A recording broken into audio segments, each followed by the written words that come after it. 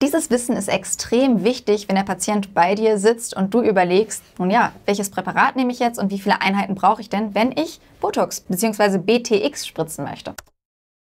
Das allererste ist, es gibt ja 3 verschiedene Hersteller und nicht jeder ist zugelassen für die ästhetische Behandlung im Gesicht. Also erst einmal in die Leitlinie schauen und danach das Präparat auswählen. Übrigens, Botox als eingetragener Markenname ist zugelassen für die Hyperhidrose, nicht aber für die ästhetische BTX-Behandlung. Das Präparat selber ist in der Regel in Pulverform vorhanden und wird anschließend mit NaCl verdünnt und da kommt schon der erste Trick. Es ist 1,25 Milliliter, die man bei allen Herstellern anwenden kann und das verdünnt man dann einfach mit dem BTX-Präparat. Und jetzt geht schon die nächste Frage los. Es gibt ja Merzeinheiten, es gibt Allerganeinheiten, es gibt Spaywood-Einheiten und bei den einen heißt es 50 Einheiten, bei den anderen 125 Einheiten. Und ich kann mich noch erinnern, ich dachte damals, 125 Einheiten Spaywood, das ist doch deutlich mehr als 50 Merz- oder Allerganeinheiten.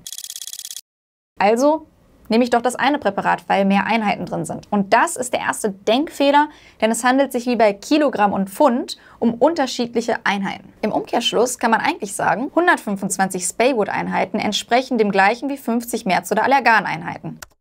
Und somit könnt ihr euch auch wiederum merken, wenn ihr überall die gleiche Menge reinspritzt, also 1,25 Milliliter NaCl, dann könnt ihr überall auch die gleiche Menge herausnehmen und überall ist das gleiche drin. Und das ist schon das Wichtigste für euch, damit ihr keine Hemmung habt und alle Präparate verwenden könnt, weil überall gleich viel drin ist, überall gleich viel verdünnt wird. Und ja, wenn ihr noch mehr Informationen haben wollt, schaut gerne auf unserer Webseite vorbei. Wir haben Online-Kurse, CME-zertifiziert, auch zur ästhetischen BTX-Behandlung, auch mit handsignierten Zertifikaten, die wir euch postalisch zuschicken, sodass ihr anschließend direkt loslegen könnt. Abonniert gerne unseren Kanal, wir machen regelmäßige Webinare und ich freue mich aufs nächste Mal, wenn du einschaltest.